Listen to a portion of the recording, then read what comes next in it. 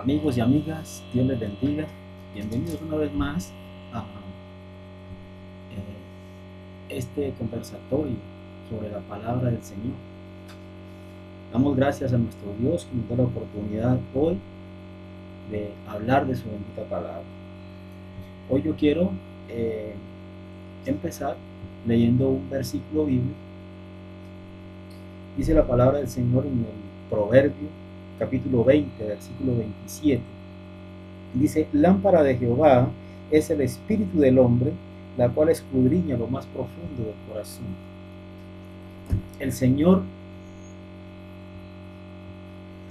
escudriña el corazón y la mente del hombre. Significa que a Dios no lo podemos engañar, porque Él conoce lo más profundo de nuestros pensamientos.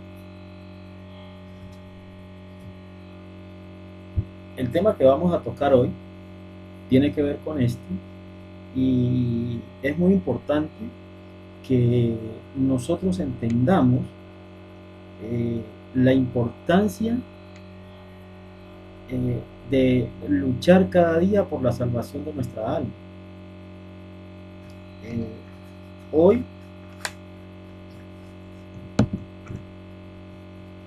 desafortunadamente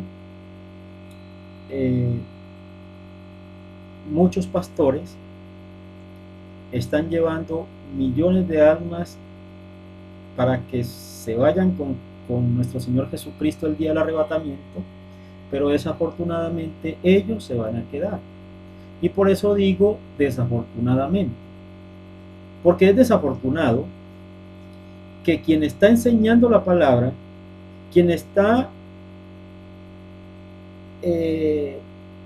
colocando, ¿sí? O allanándole el camino a las personas para que lleguen al cielo, resulta que esa persona, el día del arrebatamiento, o sea que son las primicias, el arrebatamiento que son las primicias, ese día él no se vaya a ir con las primicias, sino que tenga que quedarse para preparar su cuerpo, su espíritu, su alma, para que pueda ser elevado al cielo en una segunda o tercera oportunidad. Y es triste esto porque a veces el pastor está convencido de que lo que está enseñando es lo correcto, pero resulta que no es así, porque de pronto el ministerio que él tiene en este momento, muchas cosas las aprendió de su maestro, y entonces, como tiene en un nivel muy alto a su maestro, cree que su maestro nunca se equivoca o que nunca se equivocó, y entonces repite las equivocaciones que su maestro decía o cometía. ¿Por qué digo esto? Mire, es triste que hoy los pastores enseñen a la iglesia a declarar y a decretar.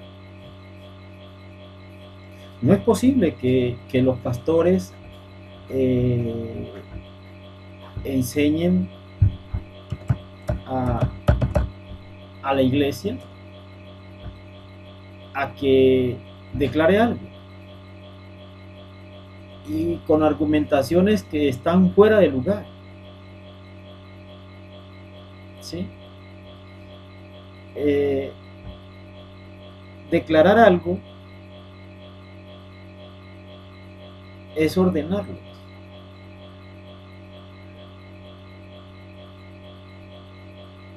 ¿sí? Decretar algo. ¿Quién decreta algo? Quien decreta algo es un juez. Quien decreta algo, quien declara algo, es un rey.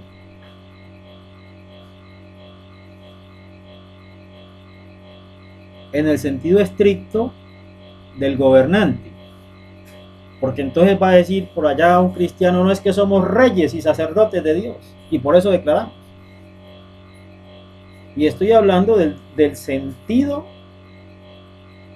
del gobernante. ¿Sí? Declarar, decretar, es dar órdenes. Entonces eso no es bíblico. En la Biblia los apóstoles no declararon nada ni decretaron nada. Y a mí me enseñaron que creyera solamente en lo que dijera la Biblia. Bueno, y si me enseñaron que creyera únicamente en lo que dijera la Biblia, entonces ¿por qué uno escucha a muchas personas diciendo yo declaro, yo decreto? ¿Sí? O sea, le estás dando una orden a Dios. A veces decimos las cosas que no entendemos, pero es necesario que cuando escuchemos que estas cosas no están bien, por lo menos hagamos el intento, por lo menos de estudiarlo. Y no estemos diciendo cosas que están fuera de lugar, como decir, no le hagan caso, que es cosa de Satanás. Esas cosas no son así. Por lo menos preocúpate, porque si te están diciendo que cuando estás declarando, que cuando estás decretando, le estás dando una orden a Dios, pues ni Dios lo permita. Vamos a estudiar esta palabra, porque si algo quiero yo es alabar el nombre del Señor y no que el Señor me tenga por impío. ¿Qué es más importante para ti?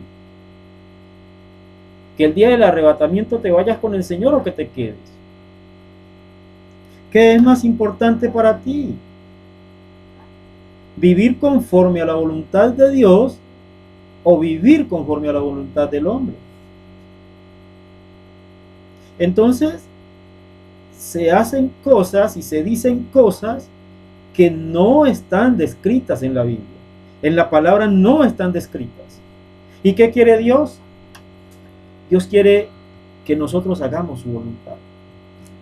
Eso es lo que Dios quiere. Dios quiere que tú y yo hagamos su santa voluntad. Veamos, por ejemplo, lo que dice Romanos, el libro de Romanos, en el capítulo 12, en el versículo 2. ¿Sí? Dice que la voluntad de Dios es buena, agradable y perfecta. ¿Sí? Y dice en el libro de Timoteo, dice, porque esto es bueno y agradable delante de Dios nuestro Salvador, el cual quiere que todos los hombres sean salvos y vengan al conocimiento de la verdad. Dios quiere que tú vayas al conocimiento de la verdad, que tú te metas con Él. ¿Ves? Pero si haces lo que a Dios no le agrada, a veces hacemos cosas que creemos que están bien, pero resulta que no están bien. A ti te dicen, por ejemplo, que para vivir en santidad tienes que meterte con el Señor en tiempos de ayuno, lectura de la palabra, ¿sí? Y orar mucho. Y eso está bien. Claro, tenemos que meternos más con el Señor, leer mucha palabra, ¿sí? Orar, hablar con el Señor, ¿sí?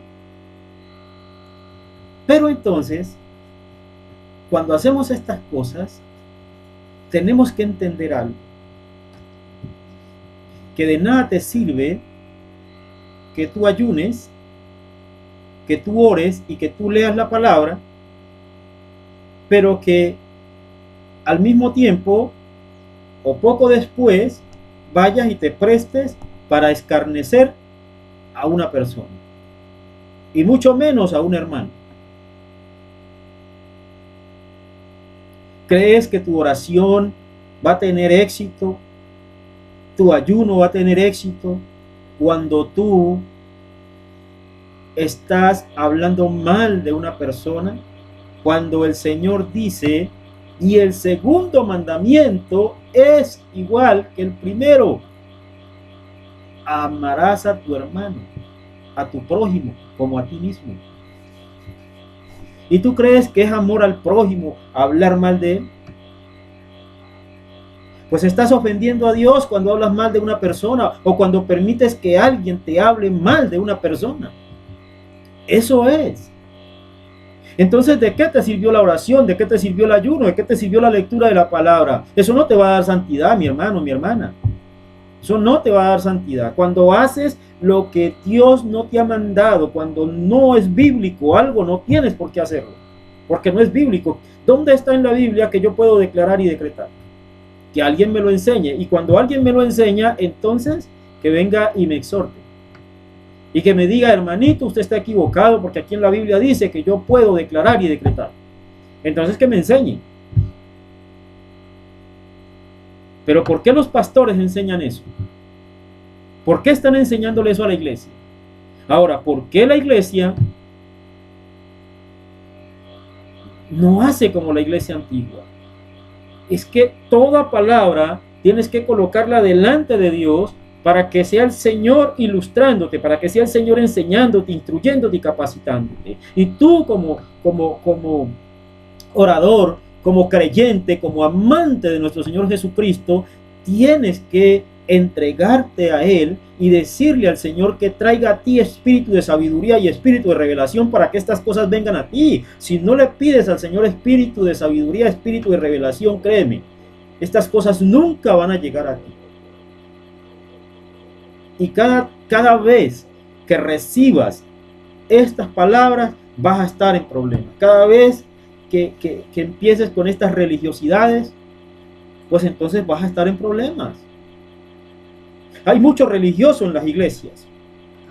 Hay religiosos que uno los escucha y que no les da pena decir: es que si usted no ora más de 2 horas, entonces la oración no llega ni al techo. Claro, ¿cómo va a llegar al techo la oración si es que Jesús no está en el corazón de ellos? Jesús está para ellos allá en el tercer cielo. Jesús está en el tercer cielo y no está en el corazón de ellos. ¿Por qué? Porque ellos son religiosos. Porque cuando Dios está en tu corazón, la oración basta con que sea una sola palabra. Basta con que sea una sola palabra. Recuerda lo que dice la palabra: que el Señor sabe de qué cosas tienes necesidad, y que cuando tú vas a pedirlo, ya Él sabe qué vas a pedir. Entonces hay religiosos allá en las iglesias, en las congregaciones, mucho religioso que dice: es que si no ora en 2 horas, entonces esa oración no llega ni al techo. Es que si no ayuna hasta tales horas o tantos días, entonces no, eso el Señor, ¿qué manifestación del Señor va a haber? Si el ayuno apenas fue mentiroso. El Señor no ve tus esfuerzos. El Señor ve ese deseo que hay en tu corazón de agradarlo a Él. Así que si con tu corazón agradas a Dios con un ayuno de 1 hora, el Señor se va a manifestar en ti. No creas en mentiras que te dicen que si no lees la palabra durante 2 horas, 3 horas de lectura de palabra, que entonces no estás haciendo bien las cosas y que Dios no te va a escuchar y que después Dios no se quede, y que con un solo versículo bíblico que leas con todo tu corazón, con todo tu amor, el Señor está ahí contigo. Y el Señor te va a venir a explicar lo que ese versículo quiere decir. Y el Señor te va a dar palabra, porque sabe el Señor que en tu corazón quisiste colocar su bendita palabra. Eso es, hermano. Hay muchos religiosos allá en las congregaciones que dicen también que si tú no hablas en lenguas, entonces no tienes al Espíritu Santo dentro de ti. No, Señor, si no hablas en lenguas, te olvidas. Mentirosos. Esos son mentirosos. No le creas a esos mentirosos. Entonces leas las cartas paulianas. Cuando lees las cartas paulianas vas a entender que el don de lenguas es un don que se le da, que el Espíritu Santo le da a unas personas y que a otras personas les da el don de interpretar la palabra, de interpretar esas lenguas. Y dice el apóstol Pablo que quien habla en lenguas que pida también el don de interpretarlas. Y dice el apóstol que en las iglesias hablen en lenguas por 2 o 3 y que los demás interpreten para que la iglesia pueda avanzar, para que la iglesia pueda ser edificada. Pero ¿cuál es el error de hoy? Yo no he visto, yo en la Biblia he estado buscando a ver dónde los apóstoles ordenaban a la iglesia que hablaran en lenguas. Y yo no vi eso por ninguna parte. Yo en la Biblia no encuentro eso por ningún lado. Lo que yo encuentro es que cuando allá en el libro de Hechos, en el capítulo 10, cuando Pedro está hablando, ¿sí? Cuando Pedro está predicando la palabra, ¿sí? A todo el grupo que Cornelio tenía reunido, mientras él hablaba, de pronto llegó el Espíritu Santo y se manifestó a todas las personas que habían y empezaron a hablar en lenguas. Y los judíos que habían con Pedro se quedaron sorprendidos de que el Espíritu Santo también fuera concedido a los gentiles. Y por ninguna parte en la palabra puedo leer yo de que un pastor ordenara a la iglesia que hablaran en lenguas. O sea que no es bíblico. Entonces, ¿por qué lo manda? Si no es bíblico, ¿por qué lo hace? Son errores que los pastores aprendieron de sus maestros, que es bueno que ellos vayan perfeccionando. El pastor tiene que ir perfeccionando en esa situación, porque no puedes llevar a la iglesia a esos errores. Ahora bien, ¿por qué yo decía y por qué digo que los pastores están llevando a la iglesia para que se vaya el día del arrebatamiento, se vaya a la iglesia en las primicias y el pastor se queda para la segunda oportunidad? ¿Por qué lo digo yo? Porque mire, muchos pastores están cobrando el diezmo en las iglesias.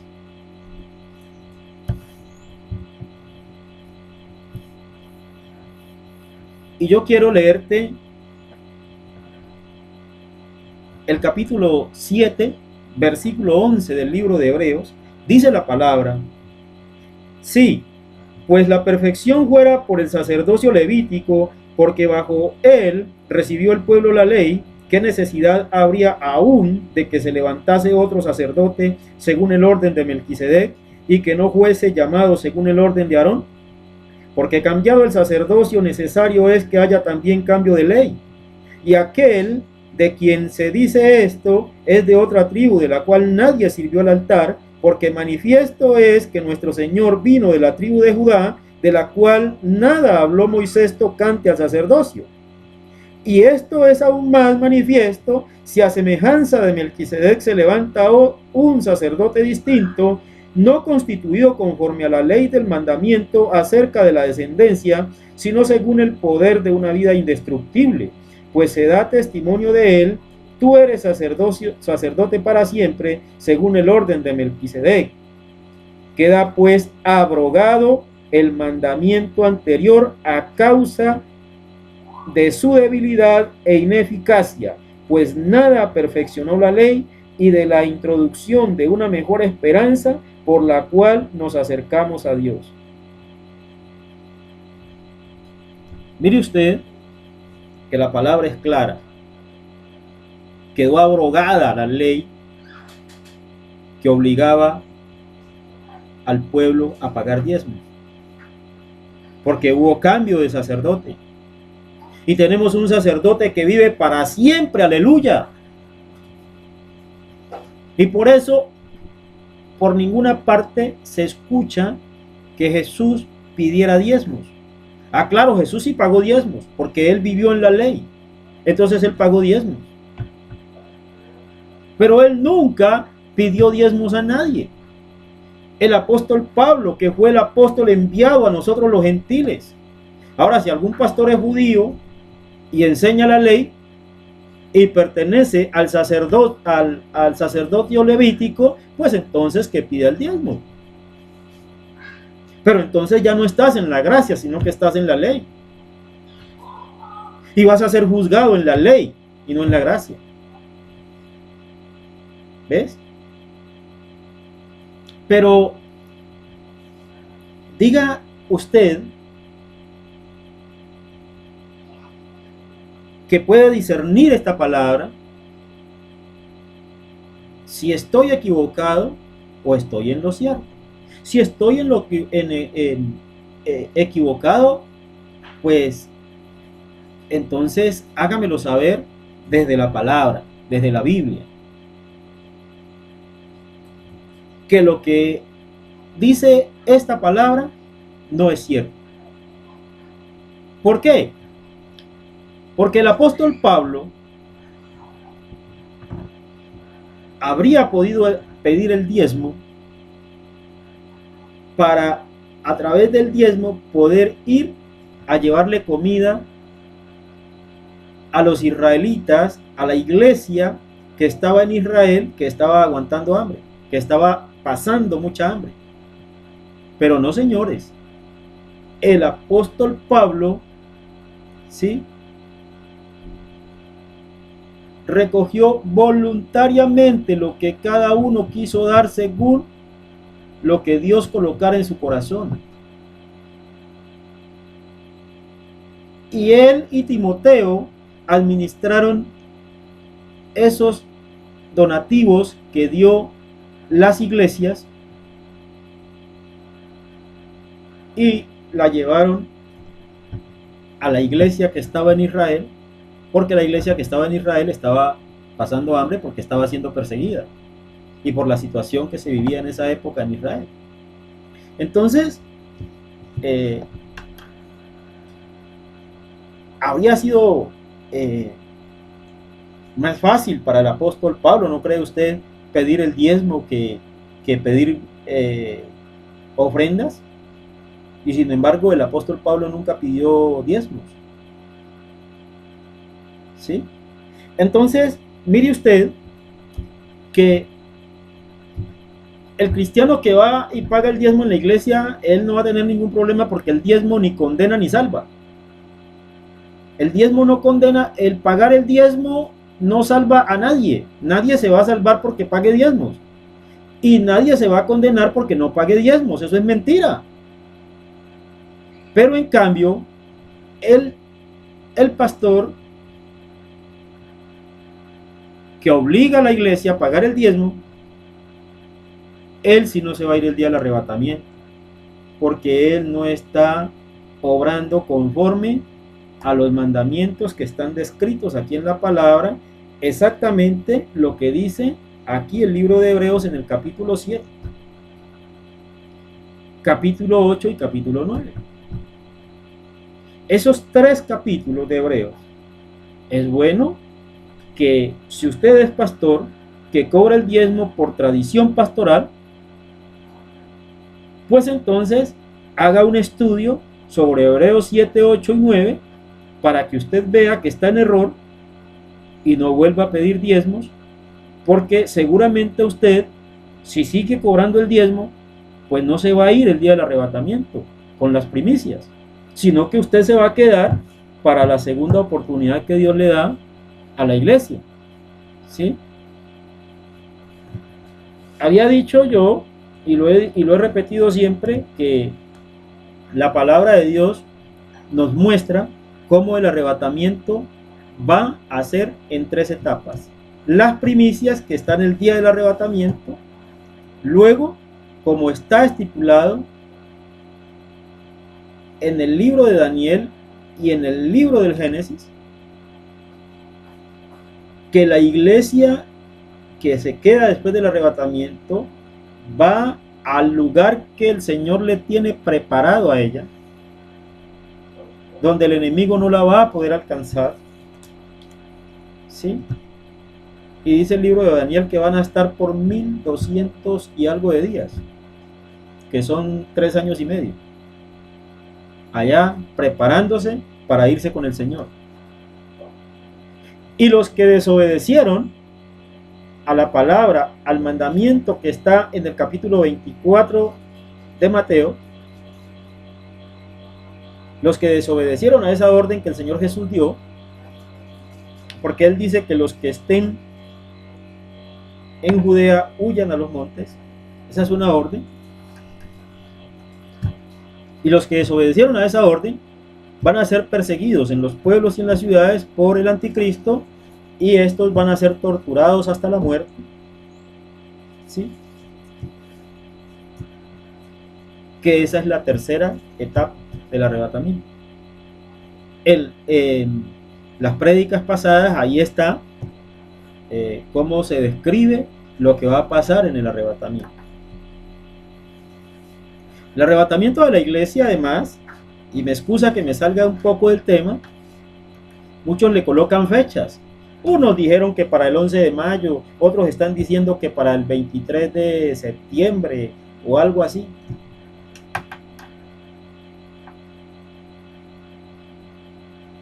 Pero lo que dice el libro de Daniel y lo que dice Mateo 24 y lo que dice Tesalonicenses son cosas distintas. Entonces, el Señor no dijo qué día iba a ser el arrebatamiento. Dice el Señor que ni los ángeles lo saben. Pero hay una señal que sí te muestra que el arrebatamiento está cerca. ¿Cuál es esa señal? La señal más fuerte que hay de que el arrebatamiento de la iglesia está cerca es la construcción del tercer templo, mi amigo y mi amiga, mi hermano, mi hermana. Sorpresivamente o sorprendentemente, como usted lo quiera decir, se han encontrado ya todos los elementos para la construcción del tercer templo. Ya lo que queda es muy poco para iniciar trabajos, porque si no estoy mal, creo que hasta el diseño ya lo tienen. Entonces, una señal muy grande que te muestra que el arrebatamiento está muy cerca, que está muy cerca el arrebatamiento, es la construcción del tercer templo. Muchos se dejan llevar porque la guerra, y está bien porque es bíblico y en la Biblia está, pero no están teniendo en cuenta lo que dice la palabra. Y la construcción del tercer templo es la clave, mi amigo y mi amiga. Y ya está en marcha la construcción del tercer templo, y por eso es que en cualquier momento se puede dar el arrebatamiento de la iglesia. ¿Ves? Pero nadie te puede decir una fecha exacta porque el Señor no lo dijo, eso no es bíblico. Entonces, desafortunadamente, los pastores están cumpliendo y eso es un acierto grandísimo que están cumpliendo, llevando a la iglesia a que la iglesia se vaya el día del arrebatamiento, pero es desafortunado que nuestros pastores se vayan a quedar por orgullo, por terquedad, por tal vez, no sé, vanagloria. Es triste eso, que los pastores, que muchos pastores se vayan a quedar porque no están teniendo en cuenta la palabra del Señor. Han hecho de lado la palabra del Señor. Y hay muchas cosas que prefiero no tocar, que los pastores están haciendo, que no es bíblico, que la Biblia no lo dice, y entonces quieren acomodar la Biblia a su deseo. ¿Ve? Entonces predico porque me cae bien, cuando ese no puede predicar, porque la Biblia no se lo permite. ¿Ve? Prohíben casarse, cuando el apóstol Pablo dice que por causa de las fornicaciones cada uno tenga su propia mujer y cada una tenga su propio marido, y están prohibiendo casarse. Y la Biblia, ¿qué dice? Que en los postreros tiempos prohibirán casarse. Y eso es lo que prohíben muchas iglesias: casarse. Están prohibiendo casarse. Y el apóstol Pablo lo dijo, pero entonces quieren interpretarlo cada quien a su manera. Cada quien lo interpreta como quiere, ¿sí? Y no es así. No es así. Y muchas hermanas y muchos hermanos no se casan porque creen que si se casan, entonces no se van a ir con el Señor. Ellos creen eso, desafortunadamente.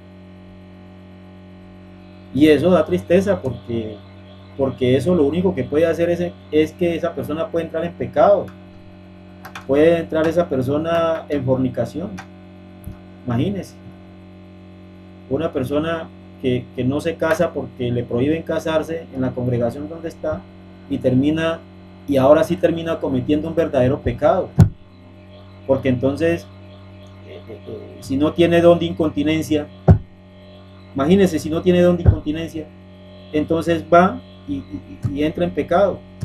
Y ahí sí es grave, ¿ve? Porque está violentando la ley, ¿ve? Y eso es lo que muchos pastores no están observando, que están prohibiendo que las personas se casen, y al prohibirles que las personas se casen, pues si la persona le pidió a Dios que le dé el don de incontinencia y Dios se lo dio, pues afortunado, y va a estar, y no va a estar tentado, o no va a estar tentada, ¿ve? Pero qué tremendo que una persona no tenga el don de incontinencia, pero le prohibieron casarse, que es que porque se recasaba, y no estudiaron los casos, no estudiaron el caso de cada quien. Te voy a colocar un ejemplo. Una mujer llega a los pies de Cristo, y el marido mundano la deja y se va con otra, y entonces le dicen a esta mujer que no se puede casar. Pero la palabra de Dios dice que todo el que está en Cristo, nueva criatura es, las cosas viejas pasaron, he aquí todas son hechas nuevas. O sea, todo para esta mujer fue hecho nuevo, menos el matrimonio que tenía con esta sinvergüenza que se fue con otra, apenas ella llegó a los pies de Cristo. ¿Qué tal? Y no se puede volver a casar, porque le prohíben casarse. Y la Biblia dice que en los postreros tiempos prohibirán casarse. Y esta mujer, que fue abandonada por el marido, y que éste se hizo uno con otra, que ella ya está libre de esa atadura que tenía con él, porque él ya se hizo uno con otra, ¿sí? Ya ella quedó libre. y además ella estando en Cristo es nueva criatura y que las cosas viejas pasaron, entonces ella, todo para ella pasó, menos ese matrimonio que tenía ya con ese mundano. ¿Ve? Ese es el problema. Y entonces llevan a que la persona entre en verdadero pecado, bien sea porque lo ejecutó o bien sea porque lo llevó del pensamiento al corazón. Porque la palabra es clara. ¿Ve? Que si deseas a una persona en el corazón, ya adulteraste con ella. ¿Ve? Es triste eso. Es triste eso, que no se le dé la interpretación correcta a la palabra de Dios. Ahora, si estoy equivocado, pues escucho a las personas que quieran llamarme la atención a través de la Biblia, con la Biblia en la mano, diciéndome, usted está equivocado en lo que usted está expresando, porque esto es así, esto es así.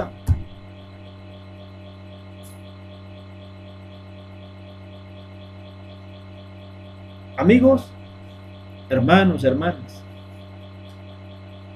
no nos hagamos necios. La palabra de Dios es clara. La palabra de Dios es perfecta. Y Dios nos ama con amor eterno. Y por eso, por ese amor eterno que nos tiene, ha extendido su misericordia. Te doy gracias, Señor, por esta oportunidad maravillosa que me das de compartir la palabra en esta hora. Te ruego, Señor, que bendigas a todo aquel que la escuche. Te ruego, Padre Santo, que seas tú, Señor, tomando el control de cada vida. Te doy las gracias, Padre amado, porque tu poder y tu gloria, Señor, se manifiesten en tu pueblo. Que seas tú, Señor, llenando nuestros corazones con tu presencia, en el nombre poderoso de Jesús. Amén y amén.